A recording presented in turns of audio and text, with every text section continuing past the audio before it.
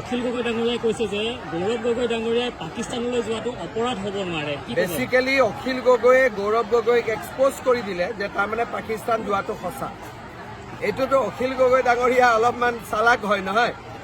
যিটো কথা গৌৰৱ গগৈ এতিয়ালৈকে কোৱা নাই মই যোৱাটো হয় নে নহয়, অখিল গগৈয়ে তেওঁক এক্সপোজ কৰি দিলে যে গৌৰৱ গগৈ যোৱাটো সঁচা।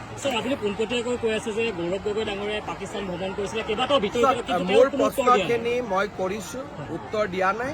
চৰকাৰে সময়ত নিজে নিজে উত্তৰখিনি আইনৰ মাজেৰে লৈ লওক। কিন্তু এখন গণতান্ত্ৰিক দেশৰ তেওঁ প্ৰতিনিধি মই ভাবো যে আমাৰ বহুত কাম আছে, এইটোৱে সমস্যা নহয় আৰু অসমত বহুত সমস্যা আছে।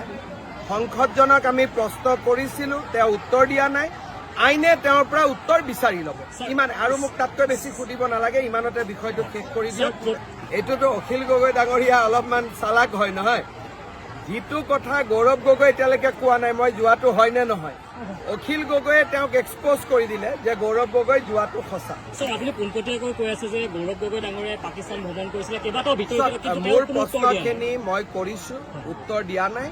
চৰকাৰে সময়ত নিজে নিজে উত্তৰখিনি আইনৰ মাজেৰে লৈ লওক। কিন্তু এখন গণতান্ত্ৰিক দেশৰ তেওঁ প্ৰতিনিধি মই ভাবো যে আমাৰ বহুত কাম আছে, এইটোৱে সমস্যা নহয় আৰু অসমত বহুত সমস্যা আছে। সংসদজনক আমি প্ৰশ্ন কৰিছিলো, তেওঁ উত্তৰ দিয়া নাই। আইনে তেওঁৰ পৰা উত্তৰ বিচাৰি ল'ব। ইমান আৰু মোক তাতকৈ বেছি সুধিব নালাগে, ইমানতে বিষয়টো শেষ কৰি দিয়ক। অখিল গগৈ ডাঙৰীয়াই কৈছে যে গৌৰৱ গগৈ ডাঙৰীয়াই পাকিস্তানলৈ যোৱাটো অপৰাধ হ'ব নোৱাৰে। বেসিক্যালি অখিল গগৈয়ে গৌৰৱ গগৈক এক্সপোজ কৰি দিলে যে তাৰমানে পাকিস্তান যোৱাটো সঁচা। এইটোতো অখিল গগৈ ডাঙৰীয়া অলপমান চালাক হয় নহয়। যিটো কথা গৌৰৱ গগৈ এতিয়ালৈকে কোৱা নাই মই যোৱাটো হয় নে নহয়, অখিল গগৈয়ে তেওঁক এক্সপোজ কৰি দিলে যে গৌৰৱ গগৈ যোৱাটো সঁচা। আপুনি পোনপটীয়াকৈ কৈ আছে যে গৌৰৱ গগৈ ডাঙৰীয়াই পাকিস্তান ভ্ৰমণ কৰিছিলে কেইবাটাও মোৰ প্ৰশ্নখিনি মই কৰিছো, উত্তৰ দিয়া নাই।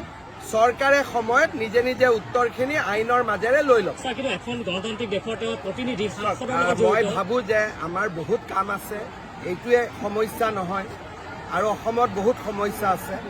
সংসদজনক আমি প্ৰশ্ন কৰিছিলো, তেওঁ উত্তৰ দিয়া নাই। আইনে তেওঁৰ পৰা উত্তৰ বিচাৰি ল'ব। ইমান আৰু মোক তাতকৈ বেছি সুধিব নালাগে, ইমানতে বিষয়টো শেষ কৰি দিয়ক।